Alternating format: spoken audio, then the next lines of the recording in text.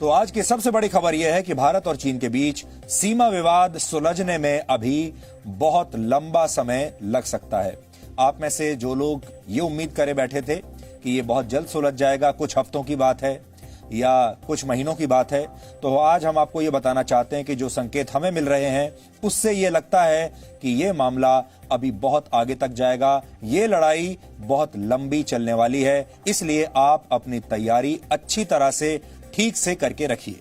यानी दोनों देशों की सेनाएं अभी काफी समय तक ऐसे ही एक दूसरे के आमने सामने तैनात रहेंगी और हो सकता है कि सर्दियों से पहले इस विवाद का कोई हल ना निकले, या हो सकता है उससे भी ज्यादा। कल यानी 30 जून को भारत और चीन के बीच कोर कमांडर स्तर की बैठक हुई थी। यह बैठक भारत की तरफ स्थित चुशूल में हुई थी, जो करीब 12 घंटे तक चली। सोचिए, यह बैठक 12 घंटे तक चली है। यह कोर कमांडर स्तर के बीच हुई तीसरी बैठक थी और इससे पहले 22 जून और 6 जून को भी दोनों सेनाओं के बीच बातचीत हुई थी इसी तरीके से। 6 जून की बैठक में यह तय हुआ था कि एलएसी पर तनाव को दूर करने के लिए दोनों सेनाएं पीछे हटेंगी, लेकिन ऐसा हुआ नहीं। चीन ने धोखा दिया। लेकिन बैठकों के दौर के बावजूद तनाव कम होने की बजाय बढ़ता चला गया और सूत्रों के मुताबिक 30 जून को हुई बैठक में सैनिकों को पीछे हटाने पर सहमति तो बनी है, लेकिन इस प्रक्रिया में अभी और बहुत वक्त लगेगा। सूत्रों ने हमें बताया है कि एलएसी पर सेनाओं को पीछे हटाने की प्रक्रिया बहुत जटिल है और ऐसे में अटकलों वाली और अपुष्ट रिपोर्ट से बचने की जरूरत है।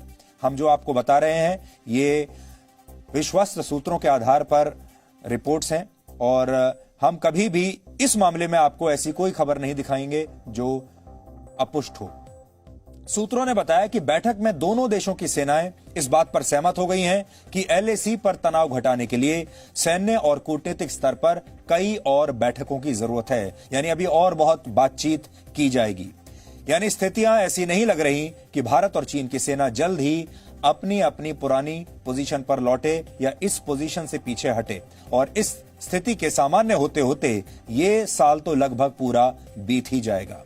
तो आप इसको ऐसे समझिए कि ये जो साल है आपका 2020 का साल, ये 2 सीज का साल है। एक सी कोरोना और दूसरा सी चीन। इन दोनों सीज ने मिलकर इस पूरे साल को एक तरीके से आपसे छीन लिया है। भारत ने चीन को पहले यह संदेश दे दिया था कि भारत दोस्ती निभाना जानता है तो आंखों में आंखें डालकर बात करना भी जानता है, और चीन ने सब पहली बार इसका अनुभव किया है। चीन को यह सीधी बात अगर समझ में नहीं आई थी तो उसे अब भारत के एक के बाद एक फैसलों से यह बात समझ में आ चुकी होगी। भारत ने 59 चाइनीज ऐप्स बैन करके चीन पर पहले ही एक डिजिटल स्ट्राइक की है और आज खुद प्रधानमंत्री नरेंद्र मोदी ने चीन को एक और बड़ा संदेश दिया है। और इस बार यह संदेश प्रधानमंत्री मोदी ने चीन की जनता के बीच दिया है, खुलेआम दिया है। प्रधानमंत्री मोदी ने चीन के वीबो पर अपना अकाउंट अब छोड़ दिया है। आपको वीबो के बारे में हम बता देते हैं। आप में से हो सकता है बहुत सारे लोगों को वीबो के बारे में ना पता हो, तो आप इसे ऐसे जानिए कि वीबो चीन का अपना स्वदेशी ट्विटर है, जिस पर प्रधानमंत्री नरेंद्र मोदी ने वर्ष 2015 में अपना अकाउंट बनाया था। उस वक्त वो प्रधानमंत्री के तौर पर चीन के पहले दौरे पर गए थे और चीन के साथ अपनी दोस्ती को आगे बढ़ाने के लिए और चीन की जनता को एक जेस्चर के तौर पर दोस्ती का हाथ बढ़ाने के लिए उन्होंने वीवो पर अपना अकाउंट खोला, जो कि चाइनीज ट्विटर की तरह आप मान लीजिए उनका सोशल मीडिया प्लेटफॉर्म है। और उस वीवो पर प्रधानमंत्री मौजूद थे अभी तक।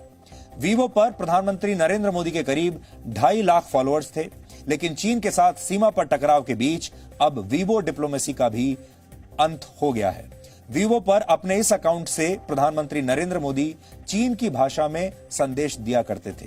प्रधानमंत्री मोदी वीवो पर हर वर्ष 15 जून को चीन के राष्ट्रपति शी जिनपिंग को उनके जन्मदिन पर बधाई संदेश देते थे, लेकिन हमने उस दिन भी आपको बताया था इस बार 15 जून को भारत के प्रधानमंत्री नरेंद्र मोदी ने चीन के राष्ट्रपति शी जिनपिंग को उनके जन्मदिन की बधाई नहीं दी थी। उस वक्त बहुत सारे लोगों ने इसे नोट नहीं किया था, लेकिन हमने आपको उस दिन भी बताया था।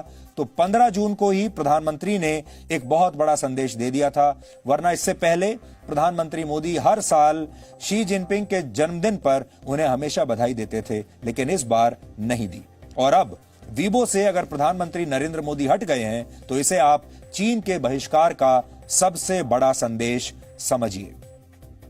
कहने को तो हमारे देश में ऐसे बहुत सारे लोग आपको मिल जाएंगे जो आज भी भारत का मजाक उड़ा रहे हैं, जो आज भी चीन के टीम में खेल रहे हैं, जो आज भी ये कह रहे हैं कि इन ऐप्स को बैन करके क्या होने वाला है, जो आज भी ये कह रहे हैं, जो उकसा रहे हैं भारत को कि नहीं आप सीधे युद्ध में जाइए और खून खराबा कीजिए। ये सारे वो लोग हैं जो अपनी राजनीति की दुकानदारी यहां चलाना चाहते हैं। इसलिए आपने देखा होगा कुछ विपक्षी नेता ऐसे हैं जो लगातार, बाहर निकलना तो उनका बंद है, लेकिन अपने घरों में बैठकर लगातार ट्विटर पर या सोशल मीडिया अकाउंट पर वो हर रोज कोई ना कोई संदेश, कोई ना कोई वीडियो डालते रहते हैं जिसमें एक तरीके से भारत सरकार का मजाक उड़ाया जाता है और चीन का मनोबल बढ़ाने की कोशिश की जाती है। लेकिन आज ये सारे लोग जब डीएनए देखेंगे, जो हम आज आपको और बताने वाले हैं, इन सब लोगों का दिल टूट जाएगा।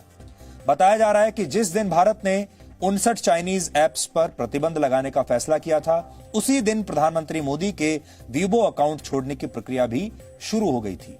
लेकिन वीबो में किसी भी महत्वपूर्ण व्यक्ति को अपना अकाउंट डिलीट करने के लिए चीन की सरकार से मंजूरी लेनी पड़ती है और यह प्रक्रिया बहुत जटिल होती है, यानी आसानी से इसकी मंजूरी नहीं मिलती। अब आप सोचिए चीन कैसा देश है कि वहां पर अगर आपको वीबो का अपना अकाउंट डिलीट करना है, वीबो का अकाउंट छोड़ना है, उसके लिए भी सरकार की मंजूरी लेनी पड़ती है। इसलिए पहले प्रधानमंत्री मोदी के अकाउंट से उनसे जुड़ी जानकारी हटा ली गई और फिर उनका प्रोफाइल फोटो बाद में हटा।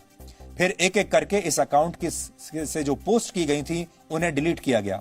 115 पोस्ट में 113 पोस्ट हटा लिए गए। सिर्फ 2 पोस्ट बचे थे जो इसलिए डिलीट नहीं हो पाए कि इनमें प्रधानमंत्री मोदी की राष्ट्रपति शी जिनपिंग के साथ फोटो थी और चीन में राष्ट्रपति के साथ खींची गई फोटो को डिलीट करना बहुत मुश्किल है।